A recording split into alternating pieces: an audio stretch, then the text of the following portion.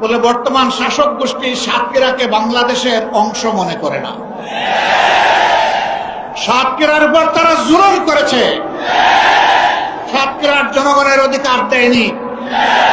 মানুষ খুন করেছে, গুম করেছে, পঙ্গু বানিয়েছে, ইজ্জতের উপর হাত দিয়েছে, সম্পদ লুণ্ঠন করেছে এবং মানুষকে কার্যত তারা তাদের দাসে পরিণত করেছে।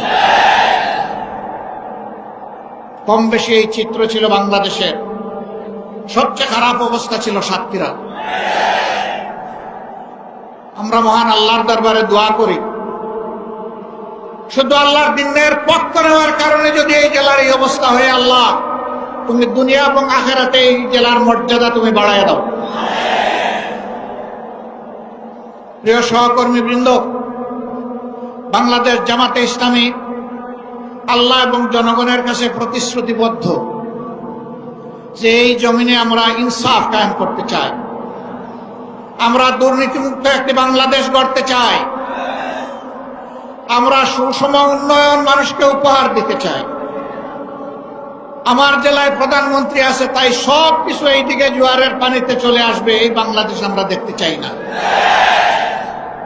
আমরা এমন একটি বাংলাদেশ দেখতে চাই, কেউ চাইলেও তার অধিকার পাবে, না চাইলেও তার অধিকার পাবে। আমরা এমন একটি বাংলাদেশ দেখতে চাই যেই দেশে লক্ষ বেকার যুবকের মিছিল হবে না, বরঞ্চ আমাদের যুবকেরা আমাদের সম্পদে পরিণত হবে। তাদের হাতে মূল্যহীন এক টুকরা সার্টিফিকেট ধরিয়ে দেওয়া হবে না, বরঞ্চ শিক্ষা সমাপনীর সাথে সাথে তাদের হাতে কাজ তুলে দেওয়া হবে। এমন শিক্ষা চাই আর এমন শিক্ষিত জাতি চাই। তবে এই শিক্ষা অবশ্যই নৈতিক এবং দুনিয়াবী বা জাগতিক শিক্ষার সমন্বয় হতে হবে। মানুষ যাতে মানুষ হয়, শিক্ষা নিয়ে মানুষ যাতে ডাকাত না হয়, আমরা সেই শিক্ষাটি চাই। আমরা এমন একটি দেশ চাই, যে দেশে আমাদের মা বোনেরা নিঃসংকোচে যেমন ঘরে সুরক্ষিত থাকবেন, কর্মস্থলেও সুরক্ষা পাবেন, রাস্তাঘাটেও সুরক্ষা পাবেন। তাদের দিকে কোনো খারাপ লোক চোখ তুলে তাকানোর কসরত পাবে না। তারা ইজ্জতের সাথে, মর্যাদার সাথে, তাদের দক্ষতা দিয়ে দেশের উন্নয়নে তারাও ভূমিকা রাখবে। নবী করিম সাল্লাল্লাহু আলাইহি ওয়াসাল্লাম মানব জীবনের সবচেয়ে ঝুঁকিপূর্ণ কাজেও মহিলাদেরকে শরীক করেছেন। সেই কাজটি হচ্ছে যুদ্ধ।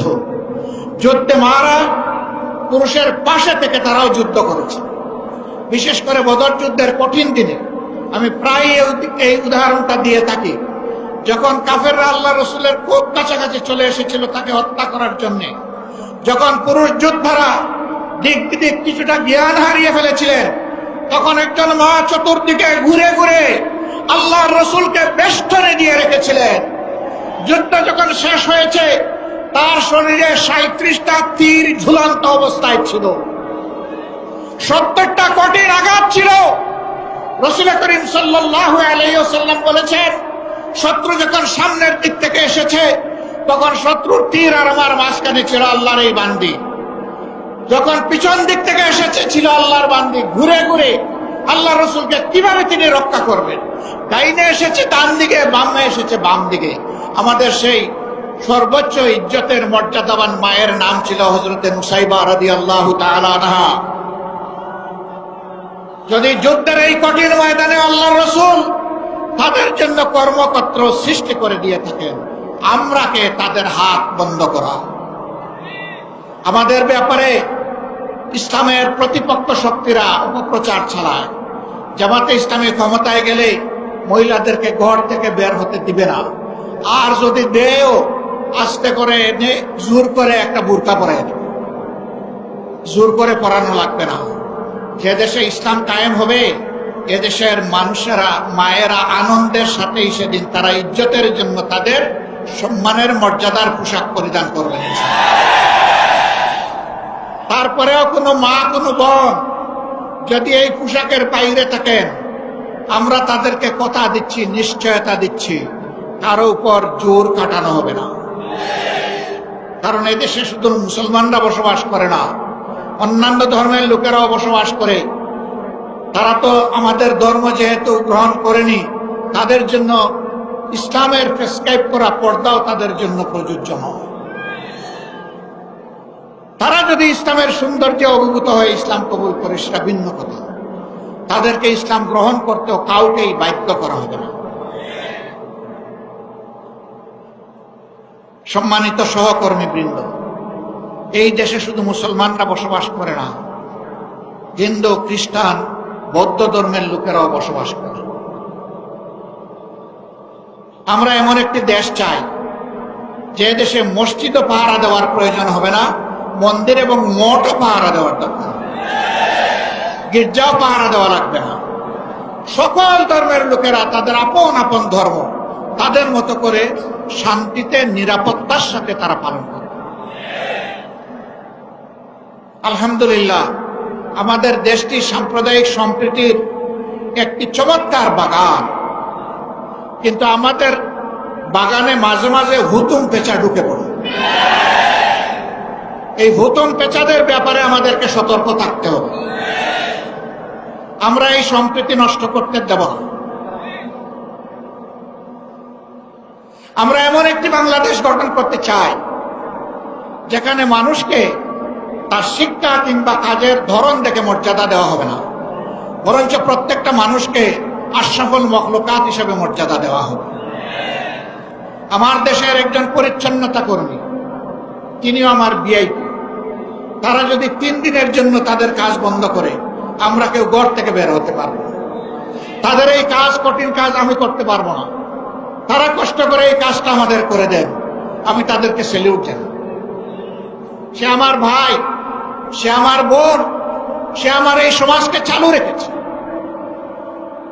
যে ভাইটি আমার রিক্সা চালিয়ে জীবন নির্বাহ করে, ও রিক্সা না চালাইলে আমি আমার কর্মস্থলে যেতে পারবো না, আমি তাকে সেলিউট জানাই। আমি দেখবো না তিনি রিক্সাওয়ালা, আমি এটাও দেখবো না তিনি একজন অতি সাধারণ কম শিক্ষিত মানুষ, আমি তাকে তার কাজের মর্যাদা দেব। এইভাবে সমস্ত মানুষ, মুটে মাঝি কুলি, যে যেখানে আমরা আছি, শ্রমিক, কৃষক, আপামর জনতা, বিভিন্ন পেশাজীবী, যার যার পেশায় তিনি মর্যাদা এবং দায়িত্ববোধের সাথে দায়িত্ব পালন করবেন ইনশাআল্লাহ। সেই সম্প্রীতির বাংলাদেশ যদি আমরা গঠন করতে পারি, তাহলে এই সম্প্রীতির বাংলাদেশকে রোকার সাধ্য কারোই থাকবে না। এই জন্য আমরা চাই জাতীয় স্বার্থে দল এবং ধর্মের ঊর্ধ্বে উঠে আমরা থাকবো এক। সেই ইস্পাত কঠিন জাতীয় ঐক্য আমরা চাই, যেখানে উলামায়ে কেরাম মর্যাদা পাবেন, পেশাজীবীরা মর্যাদা পাবেন, সকল শ্রেণী পেশার মানুষ মর্যাদা পাবেন। এই যে 24-এর স্বাধীনতা এসেছে এমনি এমনি আসেনি ভাই। 2006 সালের 28 অক্টোবর স্পষ্ট দিবালোকে লোকে বইটা দিয়ে আদম সন্তানদেরকে হত্যা করার পর যখন তাদের নিথর দেহ পড়ে তড়পাচ্ছিল, তখন তার উপর উঠে বিকৃত রুচির ওই খুনিরা তখন তারা লাফালাফি করেছিল। সেই দিন বাংলাদেশ পথ হারিয়েছিল।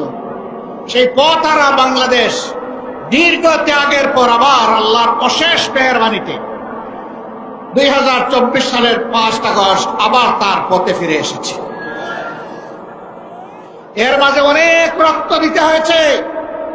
57 জন কমিটির দেশপ্রেমিক চৌকস সেনা অফিসারকে খুন করা হয়েছে 2009 সালের 25 এবং 26 ফেব্রুয়ারি ঢাকার পিলখানায় তৎকালীন বিডিআরের সদর দপ্তরে। এরপরে জামাতে ইসলামের নেতৃবৃন্দকে দফায় দফায় খুন করা হয়েছে। 2 জন সাবেক আমিরে জামাত সহ 11 জন কলিজার টুকরা, আমাদের মাতার তাজ শীর্ষ নেতৃবৃন্দকে বিচারের নামে জুলুম করে খুন করা হয়েছে। এই খুনের প্রতিবাদ যারা করেছেন, অন্যায়ের প্রতিবাদ করেছেন, তাদেরকে গ্রামে গঞ্জে খুন করা হয়েছে। আগেই বলেছি, সবচেয়ে বেশি খুনের ঘটনা ঘটেছে এই সাতক্ষীরা। তারপরে আপনাদের পার্শ্ববর্তী জেলা ঝিনাইদহে এইভাবে বিভিন্ন জায়গায় খুনের তাণ্ডব চালানো হয়েছে। ভাই ও বোনেরা, সর্বশেষ এই বছরের 1 জুলাই থেকে শুরু করে 5 আগস্ট পর্যন্ত খুনের বন্যায় বাংলাদেশকে ভাসিয়ে দেওয়া হয়েছে। বৈষম্য বিরোধী ছাত্র জনতা রাস্তায় নেমে এসেছিল। তাদের হাতে কোনো আগ্নেয়াস্ত্র ছিল না, এমনকি তাদের হাতে কোনো ইটপাটকেলও ছিল না। তারা শান্তিপূর্ণভাবে দাবি আদায়ের জন্য রাস্তায় নেমেছিল। কোটার সংস্কারের জন্য, কোটা বাতিলের জন্যও নয়। তারা বলেছিল যৌক্তিক কোটা দেন, আমাদের আপত্তি নাই, কিন্তু কোটার নামে জাতির সাথে, মেধার সাথে তামসা করবেন তা আমরা মানব না। কেন তারা এটা বললো? এই জ্বালায় তাদের বিরুদ্ধে মানুষের কিনা, এদেশের মানুষের কিনায় অস্ত্র এবং বুলেট দিয়ে জাতির বিরুদ্ধে তাদেরকে পাঠিয়ে দেওয়া হয়। একদিকে সরকারি বাহিনীকে নামিয়ে দেওয়া হলো, আরেকদিকে সরকার তাদের সশস্ত্র গুন্ডাদেরকে নামিয়ে দিল। এই উভয় পক্ষের আঘাতে আঘাতে জর্জরিত হয়ে ১৫০০-এর কম বেশি আদম সন্তান শুধু এই ক্ষুদ্র সময়ের ভিতরে দুনিয়া থেকে বিদায় নিয়েছেন। ৬ সালের ২৮ অক্টোবর থেকে শুরু করে ২৪ সালের ৫ আগস্ট পর্যন্ত জালিমের জুলুমের শিকার হয়ে যারা বিদায় নিয়েছেন, আল্লাহর দরবারে দোয়া করে আল্লাহ তাআলা তাদেরকে শহীদ হিসাবে কবুল করুন। তাদের পরিবারকে আল্লাহ মর্যাদা দান করুন। এই পরিবারগুলো জাতির সম্পদ। আজীবন আল্লাহ তাআলা এই পরিবারগুলোর কাছে আমাদের ঋণবোধের মানসিকতা নিয়ে তাদেরকে সম্মান করার তৌফিক দান করুন। যারা পঙ্গু হয়েছেন তাদের খেদমতকে আল্লাহ কবুল করুন। আল্লাহ তাদের জীবনটা সচল করে দিন। প্রিয় সাতক্ষীরাবাসী, আজকে আসার পথে আমি দেখলাম এরকম আরো ৩টা মাঠ উপচে পড়া মানুষ রাস্তাঘাট। এই মাঠে তাদেরকে সুযোগ দেওয়া যায়নি বলে আমি সবার পক্ষ থেকে দুঃখ প্রকাশ করছি। আল্লাহ তাআলার আসমান অসীম, জমিন সসীম। সেই সসীম জমিনের ছোট্ট একটা টুকরা আমরা পেয়েছি। আমরা এই বাংলাদেশকে প্রাণ উজাড় করে ভালোবাসতে চাই। আমরা ভালোবাসি। এই জন্য আমাদের কোনো দাদা, মামা, খালু, ফুফির বাড়ি নাই। এটি আমাদের আউয়াল ঠিকানা, দুনিয়ায় এটি আমাদের আখের ঠিকানা। আমাদের উপর জুলুম করা হয়েছে, আমরা দেশ ছেড়ে কোথাও পালিয়ে যাই। দেশকে যারা ভালোবাসে তারা দেশ ছেড়ে পালিয়ে যেতে পারে না। দেশের প্রতি যাদের দায়বোধ তাই তারা যে কোনো সময় দেশকে খোদা হাফিজ বলতে পারে। আমরা বলবো না। আমরা আমাদের আল্লাহর কাছে আমরা খুবই বিনীত, কৃতজ্ঞ। তিনি এমন একটি সুন্দর দেশে আমাদেরকে পয়দা করেছেন। আমরা এই দেশ নিয়ে বাঁচতে চাই, এই দেশেই অন্যায়ের বিরুদ্ধে লড়তে চাই এবং এই দেশকেই আমরা দুনিয়ার একটা শ্রেষ্ঠ দেশে পরিণত করতে চাই। এই সংগ্রামের দায়িত্ব আপনাদেরকে নিতে হবে। আপনারা নেওয়ার জন্য প্রস্তুত? এই হালকা প্রস্তুতে হবে না। আওয়াজ দেন, আপনারা প্রস্তুত? আলহামদুলিল্লাহ, আল্লাহ কবুল করুন। আজকে সারা বাংলাদেশ থেকে গর্জন উঠেছে সিংহের আওয়াজে। আমরা জীবন দিব, কিন্তু আমার দেশের 1 ইঞ্চি মাটি কোন হায়নাকে দেব না। আল্লাহ তাআলা আমাদেরকে এই শক্তি দান করুন। 24-এর আমাদের সন্তান, বুকের সন্তান, যুবক যুবতীরা, তারা যে অন্যায়ের বিরুদ্ধে বুক চিতিয়ে লড়াই করেছে, আল্লাহর কাছে চাই, হে আল্লাহ, তুমি তাদের অন্তর দেশপ্রেম এবং তোমার ইমানের নূর দিয়ে পরিপূর্ণ করে দাও। আর ও ধরনের জেনারেশন, প্রজন্ম আমাদেরকে বারবার উপহার দাও। বাংলাদেশের মানুষের ফুলের বাগান তুমি ওই সমস্ত মানুষ দিয়ে পরিপূর্ণ করে দাও। আমরা একটা মানবিক বাংলাদেশ গড়তে চাই। এই বাংলাদেশের দায়িত্ব যুব সমাজের হাতে তুলে দিতে চাই। এই যুব সমাজই ভবিষ্যতের বাংলাদেশ। আপনারা সবাই দায়িত্ব তুলে দিতে রাজি আছেন? যারা বয়স্ক তারা কি মন খারাপ করলেন? একবার এক সন্তানকে সম্বর্ধনা দেওয়া হচ্ছে তার কৃতিত্বের জন্য। তো ছেলের ব্যাপারে অনেক কিছু বলা হয়েছে। বাপকে কেউ চিনে না। বাপ এতক্ষণ চিন্তা করলো, কি রে, আমারে কেউ একটু স্মরণও করল। যখন তার হাতে ক্রেস্ট তুলে দেওয়া হবে, বাপ দাঁড়িয়ে বলল, আমার একটি কথা আছে। এত সময় আপনারা যাকে সম্বর্ধনা দেওয়ার জন্য অনেক প্রশংসা করেছেন, দেখতে হবে ছেলেটা কার। আলহামদুলিল্লাহ, এক কথায় সব কিছু বুকের ভিতরে এসে গেছে। বুকের ছেলে যেমন বুকে থাকে, বুকের ছেলের কৃতিত্ব তেমন বাবার বুকে চলে আসে। কাজেই আমরা আমাদের সন্তানদের নিয়ে গর্বিত। আলহামদুলিল্লাহ। এমন সন্তান আল্লাহ আমাদেরকে দান করেছেন বলে আমরা আল্লাহ শুকরিয়া আদায় করি। সেই বাংলাদেশে আমরা চাচ্ছি, আমরা ইনশাআল্লাহ আমাদের সন্তানদেরকে সঙ্গে নিয়ে বুকে ধারণ করে আগামীর দায়িত্ব তাদের হাতে তুলে দেব। এই বাংলাদেশ আমরা চাই। এই বাংলাদেশ আপনারাও চান? তাহলে ঘরে ঘরে আওয়াজ ছড়িয়ে দিন। আমাদের কথা খুব সংক্ষিপ্ত, আগেও বলেছি, আল্লাহ যেহেতু এই দেশটা আমাদেরকে দিয়েছেন, আমরা এই দেশটাকে পৃথিবীর একটা শ্রেষ্ঠ দেশ বানাতে চাই ইনশাআল্লাহ। কিন্তু আমাদের আকাশে আজকের মেঘের কথা বলছি না, কালো শকুন এখনো ঘোরাফেরা করতেছে। এই শকুনের দিকে তীর্যক দৃষ্টি রাখতে হবে। কোন শকুনকে মাটিতে নামতে দেওয়া যাবে না। আপনারা টের পাচ্ছেন মাঝে মধ্যে ফুসফাস? হ্যাঁ, আমরা ধৈর্যের পরিচয় দিয়েছি, ওরা আমাদের ধৈর্যের সুড়সুড়ি দেয়, যেন আমাদের ধৈর্যের বাঁধ ভেঙে তাদের মতো কাণ্ডজ্ঞানহীন আমরা কিছু করে বসি। ওরা বলেছিল আওয়ামী সরকারের পতন হলে মাত্র 2 দিনে 5 লক্ষ মানুষ প্রতিপক্ষের লোকেরা খুন করে ফেলবে। এটা কি বাংলাদেশে হয়েছে? কেন হয় নাই? ওরা কাণ্ডজ্ঞানহীন অপদার্থ ছিল, কিন্তু জাতি অত্যন্ত কাণ্ডজ্ঞান সম্পন্ন। এই জাতি কাণ্ডজ্ঞানহীন নয়। ওরা দেশকে ভালোবাসে না বলে পালায়ে যায়।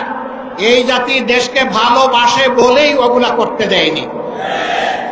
অতএব আমাদের ধৈর্যের আর পরীক্ষা নিয়ে কোনো লাভ নাই। আল্লাহর পক্ষ থেকে এই জাতি ধৈর্যের পরীক্ষায় উত্তীর্ণ হয়ে গিয়েছে আলহামদুলিল্লাহ। এই ধৈর্য আমাদেরকে অব্যাহত রাখতে হবে। যে দিক থেকেই আমাদেরকে উস্কানি দেব, কারো পাতা ফাঁদে আমরা পা দিব না ইনশাআল্লাহ। ধৈর্যের সাথে সকল পরিস্থিতি আল্লাহর উপর ভরসা করে আমরা মোকাবেলা করব। আজকে আপনাদের সামনে এই শহীদ ঈদগায় দাঁড়িয়ে 2টি কথা বলার সুযোগ যে মহান মাবুদ আমাকে দান করলেন, আমি সেই মহান মাবুদের দরবারে শুকরিয়া আদায় করছি। দেশে বিদেশে স্বৈরাচারের হাত থেকে দেশটাকে মুক্ত করার জন্য সমান তালে অনেকে লড়াই করেছেন। আমি আজকের এই জনসভা থেকে প্রবাসে অবস্থারত আমাদের বন্ধুদেরকে বিশেষভাবে আমি অভিনন্দন এবং মোবারকবাদ জানাচ্ছি। তারা লড়াই করতে গিয়ে দেশের ভিতরে তাদের আত্মীয় স্বজনকে নাজেহাল করা হয়েছে। সাংবাদিক কনক সরোয়ার নিউ ইয়র্কে বসে বাংলাদেশের মানুষের অধিকারের পক্ষে লড়াই করেছে। তার বোনটাকে ধরে নিয়ে কিরকম তার সাথে নিকৃষ্ট আচরণ করা হয়েছে এই জাতি তার সাথে। ভাইরা, এদের মধ্যে কোনো মনুষ্যত্ব বোধ ছিল না। আল্লাহর কোরআনের ভাষায় কালানাম, এরকম যারা আল্লাহ বলছেন এরা যেন পশু। আরেক ধাপ অগ্রসরে আল্লাহ বলছেন বালহুম আদল। পশুর তো আমি বিবেক দেই না, এই জন্য সে ভালো মন্দ বুঝে না। ওদেরকে বিবেক দেওয়ার পরে যারা এই কাজ করেছে এরা পশুর চেয়েও নিকৃষ্ট। আল্লাহর কাছে ওই জাত থেকে কিয়ামত পর্যন্ত আশ্রয় চাই। ওই জাত যেন আর ফিরে আসতে না পারে। আপনারা সবাই সজাগ থাকবেন তো না ঘুমায় পড়বেন? আল্লাহ তাআলা এই জাতিকে সজাগ থেকে সকল ষড়যন্ত্র মোকাবেলা করার তৌফিক দান করুন। প্রিয় বাংলাদেশকে আল্লাহ তাআলা কবুল করুন। এ দেশের উপর আল্লাহ তার রহমত নাজিল করুন, বারাকা নাজিল করুন, শান্তির ফয়সালা দান করুন। এক টুকরা কোরআনের বাংলাদেশ আল্লাহ আমাদেরকে দান করুন। আপনাদের সকলকে আজকে এখানে আসার জন্য গভীর কৃতজ্ঞতা জানিয়ে, আল্লাহর জন্য ভালোবাসা জানিয়ে, হে আল্লাহ তুমি সাক্ষী থাকো, আমরা শুধুই তোমার জন্য আমরা এক অন্যকে ভালোবাসি।